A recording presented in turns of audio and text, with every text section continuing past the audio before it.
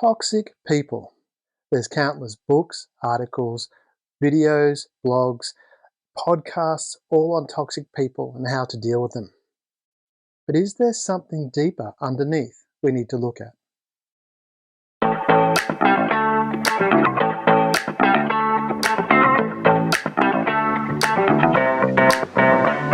Welcome to Share.care, an all-inclusive community sharing experience, strength, and hope to create strong, healthy, and inspiring relationships. Share.care communities work toward every individual feeling safe, valued, and heard, free from the threat of danger, pain, or harm. Each episode, founder Damian Andrews explores the principles underpinning Share.care and invites expert special guests to share their knowledge so you can easily reap the benefits so many others experience. You hold the choice to create your future. Let it be with strong, healthy, and inspiring relationships. Hello and welcome to an On the Couch episode of the Share.care podcast. Our belief is that global peace starts at home. Feeling safe, valued, and heard gives you a foundation to confidently step out and make the world a happier and safer place for everyone. Because in today's world, it's in your own selfish best interest to help others. I want to talk about toxic people today. Too often we hear that we're dealing with a toxic person, or that person's a narcissist and they're selfish, that they don't give you time, or they don't listen to what's important to you, and they should behave in a certain way. I want to start with a tale of two elements. They're not elements, two substances. The first one is water. Now, water, as you know, is very, very important. It's abundant on our planet, but it's really important for life in general. It's used for so many different things, from drinking and staying alive to all different manner of aspects, including filling your pool so you can jump around and have a swim. Now, the other substance I want to talk about is it's also extremely useful. I mean, you eat it.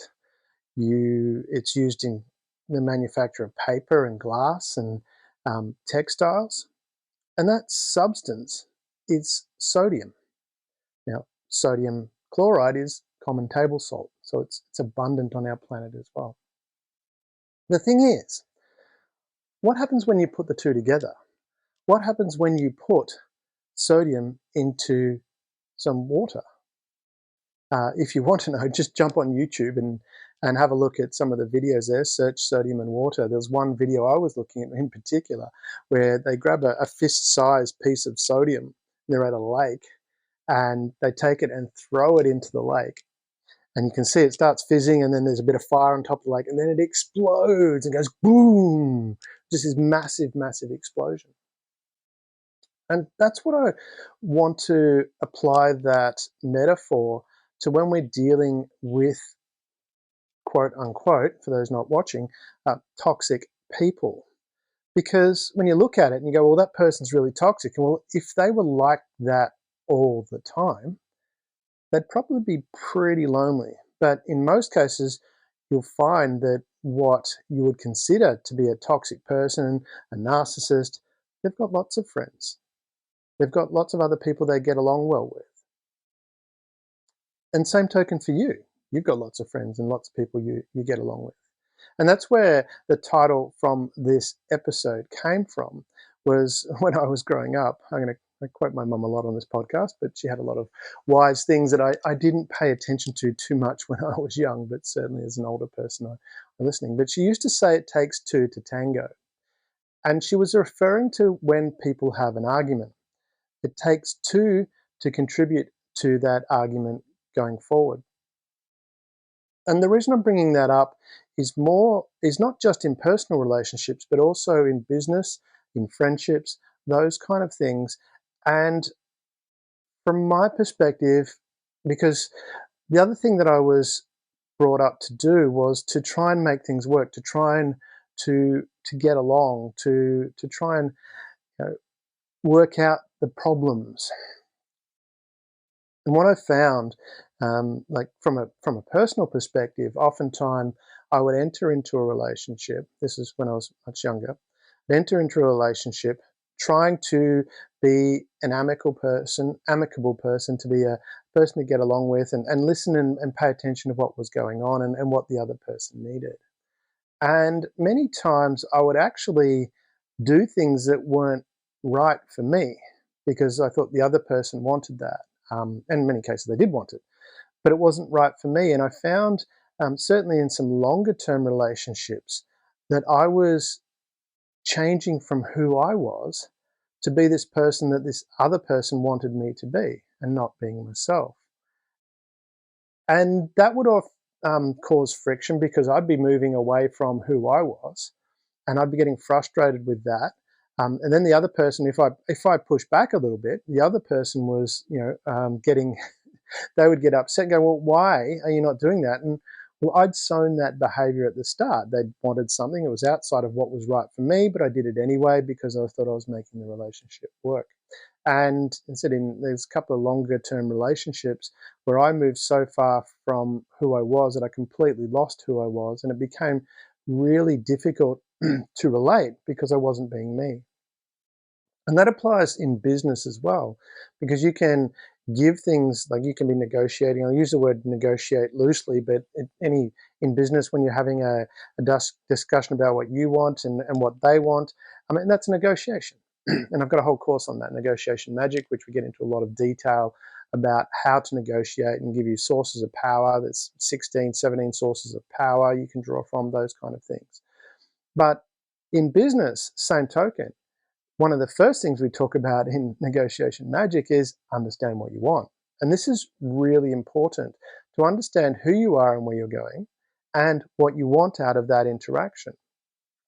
And whether that's a personal relationship, whether it's a friendship, whether it's a business relationship, it's really important to understand upfront what it is that you want. And when we talk about that from the perspective of, because if you don't know what you want, it becomes really difficult to stay within what is right for you. In the realm of negotiation, we talk about it staying with the zone of potential agreement. ZOPA is one term that's used. But you're finding an area where anywhere within this framework, it might be, let's use an example of buying and selling a car. And let's say the car's, you're happy, you're selling it. At worst case scenario, you'd like $10,000. If it's under $10,000, the deal's off. It's not right for you. And the person that's buying it, they don't want to pay more than $15,000. So your zone of agreement, potential agreement, is between $10,000 and $15,000. So there, we've got that as a nice, tidy little area of agreement. So you're trying to find out in the negotiating, if you're doing this from a commercial point of view, when you're negotiating over dollars, you're trying to find out how you can buy it for as least amount as possible, ideally while staying within that zone of agreement. And the other person doesn't want to sell it for any less than what their bottom line is. But it's the same token. I mean, it's easy to define that in a financial aspect because you've got dollars. You can say, okay, or whatever currency you're using, you've got a monetary value that you can set. Okay, 10,000 is my minimum, or $15,000 is the maximum I'm willing to pay. And so that makes it relatively easy. But in a relationship, for example, let's talk about a personal relationship. It's not quite as simple as that if you're not used to defining those type of things. So from the perspective of, you might, if you're not used to defining what it is right for you or what is important for you, then it can be hard to define what that is when you're meeting another person. I said, whether it's personal or friendship or business, doesn't matter. If you're not used to defining what is that in in a monetary term, that monetary amount, but in a personal term, what is the right, it might be the right character traits, those kind of things. And if you're listening to the podcast and listen to the historical podcast, listen to the Unbreakable Marriage podcast with Jiva and Salojana Sam. Now they're arranged marriage, but the reason their marriage works is because a lot of their core values were similar, and their parents worked that out for them before they got married. So they had a lot of foundation where they actually had an alignment. And this is really important when you're looking at this, again, when we're talking about water and sodium, in their relationship, they weren't elements that were going to have fiery contrasts or fiery interactions, because of they had a core fundamental of alignment. And that's where we come back to toxic people. And, if your elements are such that you get together and it causes friction, well, that's going to be a problem. And I've had that in some earlier relationships of mine where, as I said, I talked about how I changed from who I was, which made me feel uncomfortable, which made me feel tension. And then I'm trying to say to the other person, hey, this is not acceptable, but I've taught them that. The reality was, if I had have behaved, or if I had have been clear about what it was that was important to me, now with the knowledge I had, and I look back to the start of those relationships, I would have said that's not acceptable to me. And I wouldn't have demanded of the other person. I just would have looked and said, that's not acceptable. I might have given some boundaries as to going, okay, that's, and see what they do. And if they keep behaving like that, I would just walk away. And I've had that later in life, where looking at relationships and, after a couple of long-term relationships, and then looking around at entering into another relationship, it's like, is that person, and there's nothing wrong with the person. This is important to distinguish. This is coming back to water and sodium. Both are amazing elements or amazing substances that do wonderful things and are really very much needed on our planet for what we do. And the same token being, when you're looking at this toxic, quote unquote, toxic person, it does take two to tango. So is it a case of, okay, this person, they might have, I look at, there's one particular relationship I had a long time ago, and we got along really well, but we also didn't get along really well. There were elements that were just really bad, and and that was there from the beginning. But I chose to ignore it. Maybe ignore is not the right word, but chose to put it to the side. So okay, we can work on that, can make it work. But the thing is, that only works if both people approach it from that same perspective. Both people want to go, okay, how do we make that work? And it might be a case, and even if the intention is there, but the underlying values are so different that it's going to take a massive amount of work for the relationship to work, that can be really challenging for people to overcome, because, again, both people have to change significantly. You can change your values, you can change your beliefs. They're just thoughts that you've had over and over again. But if you're, had those beliefs for a long time, to then change them to become a different person, someone's going to have to do that. If you've got fundamentally different values, well, you both are going to have to do that. Now, that's a big, big, big step to do, to expect of the other person. And this is where it's really important to have a think about it. When I like the framework of, rather than saying that person is toxic, going, well, do we not connect in a way that's going to work? You're not blaming the other person then, because it's easy to project on the other person. Oh, it's them, blah, blah. And when we do that, I've done it. It's like, oh, it's all their fault. If only they would just do this. If only they would do that. And it doesn't work, because you're projecting onto them. Oh, I wish they would do this. I wish they had done that. Many times, a lot of things, those behaviors I know from, again, a couple of longer term relationships I was in, the behaviors that were there at the beginning, and I accepted it. And then later I'm thinking, I wish they didn't do that. Well, I entered into the relationship knowing that that's how they're behaving, hoping that they're going to change. Hope is not a strategy. Now that's where you need to be very careful from that perspective, because when we're looking at, well, let's look at uh, a person, that well, he's a business partner of Warren Buffett, Charlie Munger. I remember listening to a podcast when he was talking about how to avoid problems, or how to avoid failure, and he used an example of when he worked in the aircraft radar or the Defence Force. He mentioned that it was his job to provide the radar forecasting, or prepare the planes for. I don't remember exactly what it was, but it was prepare the planes to be safe. And what he did was he said, "This is the important part." Is he looked at it and said, "What would I have to do to kill these pilots?" And he rattled off a couple of things that if he did that, then that would likely result in the pilots dying. So he said, what I did is I made sure I didn't do those things.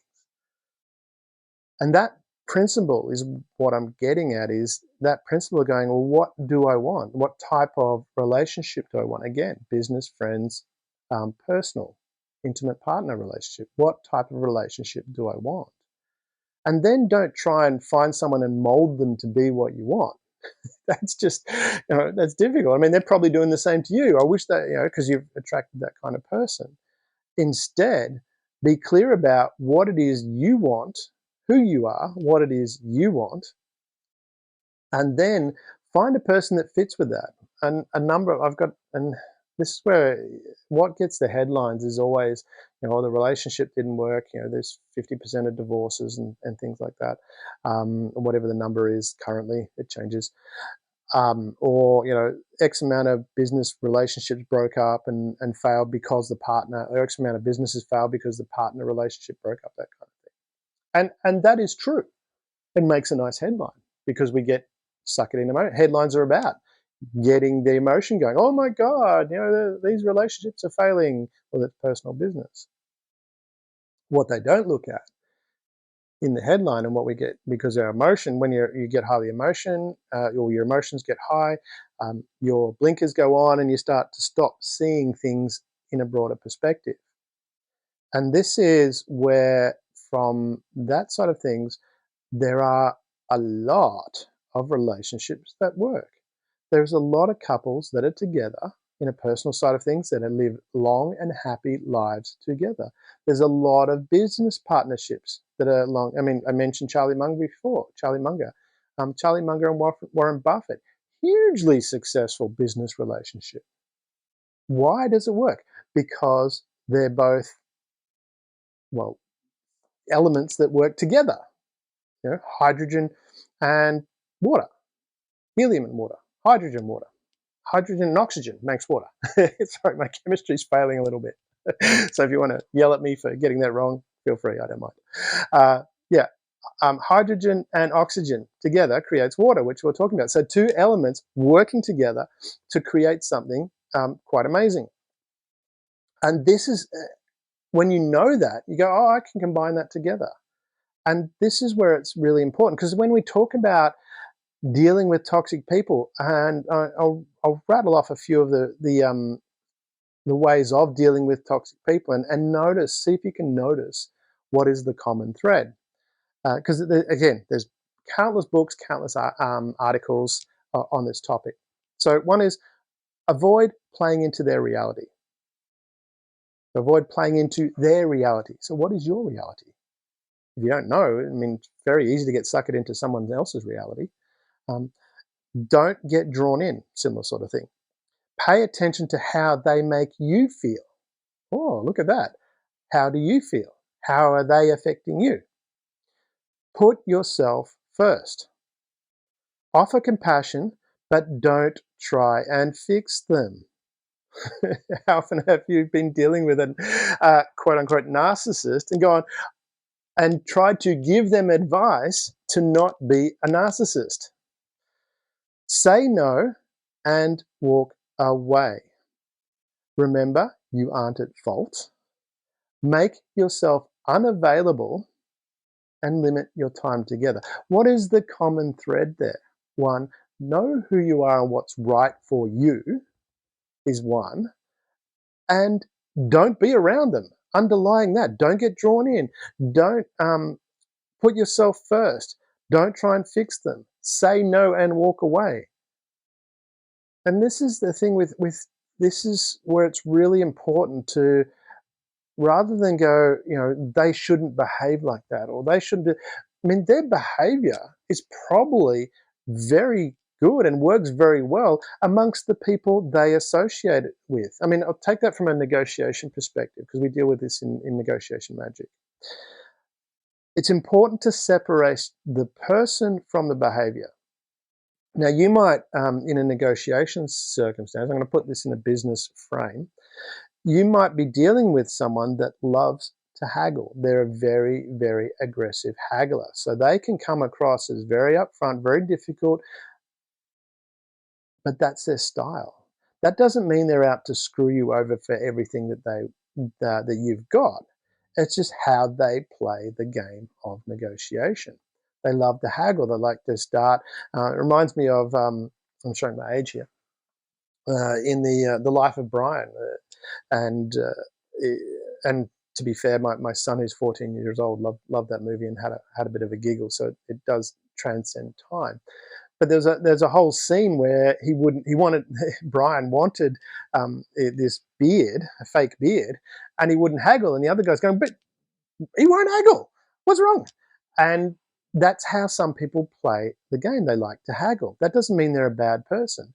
And this is where we're coming back to this whole thing of toxic people. Some person's style might be something that you find offensive, is a good word, although I don't like using that, but you might find it offensive, you might find it difficult, you might find it annoying. That might just be their style. But I think most people underneath it, there's a few that maybe are not, but I'd say majority of people on the planet are good people at heart. And someone who you might see as a narcissist, who's always having this haggling style, so to speak, they might get along really well with someone who likes to haggle because they gel that way. They like that haggle. They like the barter backwards and forwards, where you might just want a peaceful and simple upfront, let's lay our cards on the table. That might be your style. Now, if you're an upfront, lay your cards on the table, here it is, and you go up against someone who's a haggler, you're both going to be in a very difficult situation. So this is where, when we're looking at, okay, what is a difficult or toxic person? Well, I think it's in your own interest, not to get upset about it, because that's just going to make you tense and nervous and stressed. And this is something I've learnt much too late in life, I think, because I've spent so much time trying to get along with people that I was never going to get along with. We were just too different, and and that's not wrong. That's just the way it is. It's like, it's better off to be very clear about what it is. Look for, understand who you are and what's important to you. And this is the thing, you might be a person that, you're very focused on what you're doing. I know a couple of, a relationship that I know that is very, very good and works very well. They've been together for, I think, 35 years or something like that. And he's a very, very, very driven business person, very focused. And she's very supportive of that. Now, he makes sure he spends time, he takes her to different spas, and they go there together and spend that time together. So he's aware of that. But it's an interesting dynamic. She's very supportive of him being very focused on business, and he makes that time for what she needs. And they've got that balance, and they fit together. That they operate completely different. She's not driven on business. She doesn't want to be driven on business in the business world. She likes looking after the home. I have a number of friends, highly educated people that are in that category, particularly the ladies, when they're very, very successful. Then when they had children, they decided that's what they wanted to do, just look after the children. And that's completely okay. That's their choice. And their relationship works on that basis. I know one of my friends, he was very clear when we were talking about relationships and things like that. And he explained when he was younger, and it was advice from his dad. His dad's in I think his 80s now. But when he was younger and looking at relationships, his dad said, look, be clear about what it is you want. And if a person doesn't meet 80% of that, then you walk away. And that was their criteria. And I'm not saying that's right or wrong. It's a criteria that worked for them. And now he has a very happy relationship. He's got someone that they're very different, but they connect in the areas they need to connect in because that's what works. And they've been together for quite a long time as well. So this is, I think, for me, one of the thing that I made it much easier, certainly for my heart, for my body, my stress level and things like that, is don't beat yourself up trying to figure out the other person.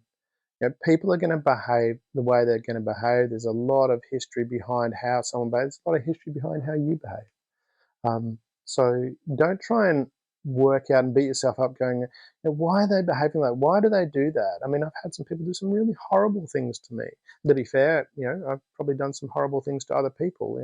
How often have you had that where it's someone that you generally get along with really well, but then you both get frustrated and you might say something that you wish you didn't say.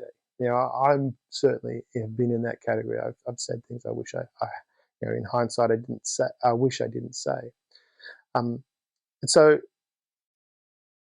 don't spend the time. Well, certainly don't beat yourself up trying to figure them out, because you probably, unless they want to have the chat to you and try and explain it, which you wouldn't be calling them a narcissist if they did. So it's better just to don't accept. I don't know if you know the story of the frog and the scorpion. If you don't know the story, it's the scorpion's on one side of the riverbank, wants to get to the other side. And it says to the frog, who's on the same side as the scorpion, says, will you take me across the river? And the frog says, I'm not going to do that. You're going to sting me and I'll die. And the scorpion says, well, why would I do that? If I sting you in the middle of the river, you're going to drown and then I'm going to drown. And the frog goes, well, that makes sense.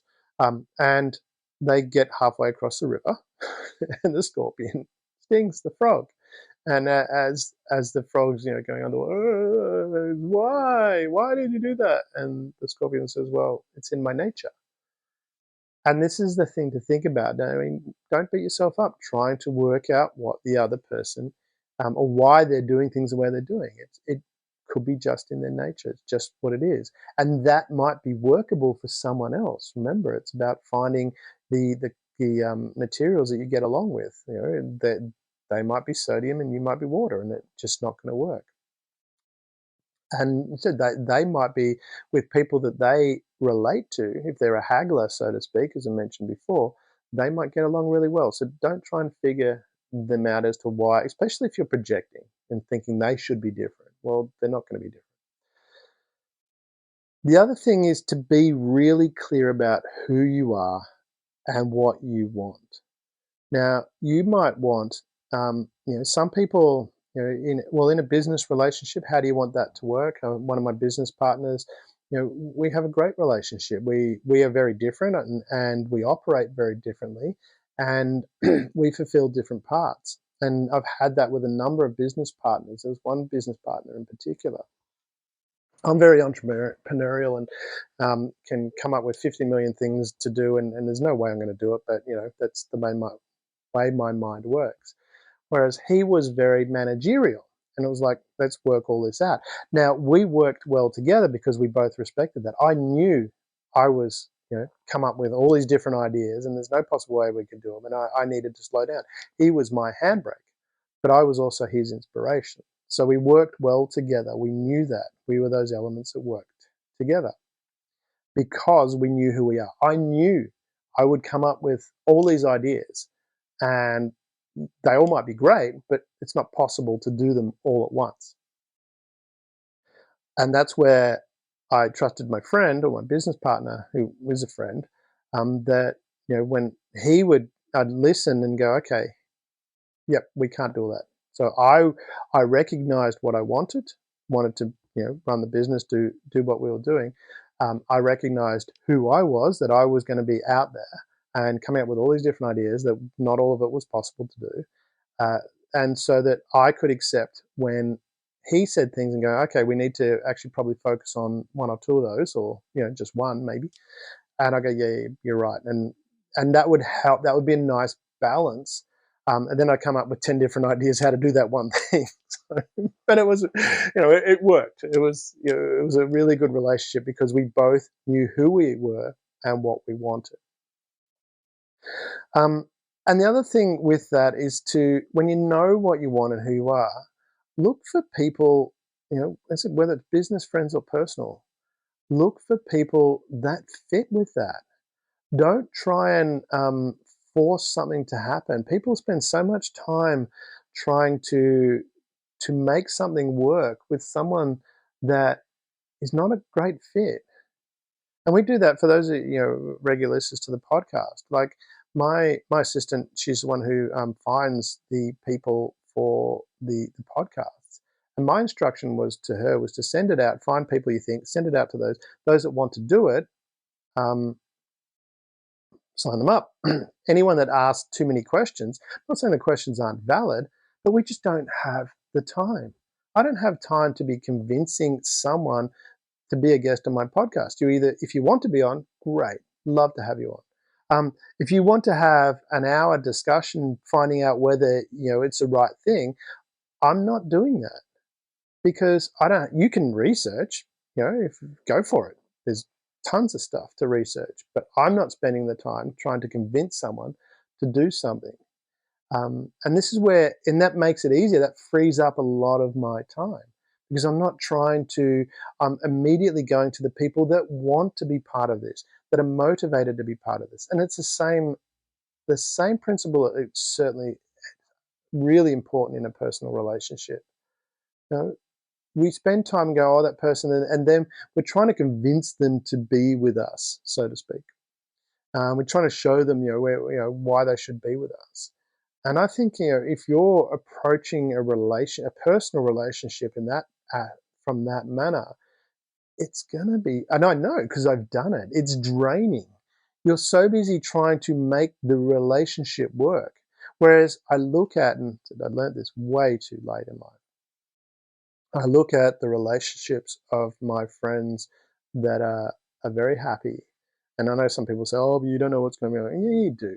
I mean, you can get a pretty good indication. If you're listening, and I say listening, wholly listening, paying attention to what's going on, you can get an indication as to whether a couple is still in a passionate relationship, a so-so relationship, or you it's very difficult to mask um, those kind of emotions. I mean, you see it all the time. You can see it with couples that are, newly together and how they behave compared to some people that have been together for a long time and not happy with each other.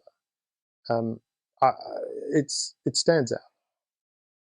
And so when you're meeting someone, you want to find someone that you just they fit with the way, not only who you are but the way you want to lead your life. If you're a person that likes going out, maybe going out fishing and hunting on weekends, and you meet someone that needs to be with you all weekend, that's going to be a challenge. And for your relationship, for who you are, you're going to have to change who you are, and you shouldn't have to do that. There are people that will enjoy that. They'll enjoy their time, the time that you're away because they're busy doing their thing too. I know lots of relationships that work that way. One will be, they spend time apart because travel or business or whatever's happening, and then they spend time together, and it works really well. And so it's finding. The thing is, it makes your life a lot easier if you're not trying to make the relationship work. It actually is working because you get along and you support each other. If you're spending a lot of energy, whether it's business, friendship, or personal, it's difficult to have the relationship work well if you've got to put a lot of effort into making it work well. Um, the relationship the relationship I have with my best friend, we don't see each other very often, but we get along fantastically. every time we do. We don't need to see. And it's similar with my parents as well. I mean, I look at my parents, I don't speak to them very much. I don't need to. They don't need to speak to me. When we do, we call each other up and we have a chat. We send each other some emails from time to time. We send each other text messages from time to time. But we're not talking to each other every day. Now, that I know other people that they need to speak to their parents every day. And that's fine too. From my perspective, I don't need to speak to my parents every day. And I can still have a great relationship with them, and I feel comfortable with that relationship. We know that we love each other very much, and that's what works for me.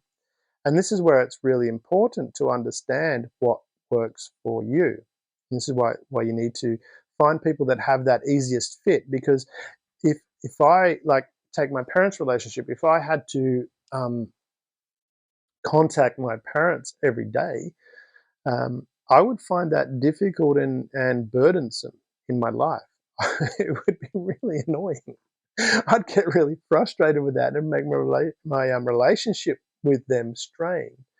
But it's not like that. And this is where, certainly from an intimate partner relationship, you want to find someone that fits with how you want to live your life. And those people are out there.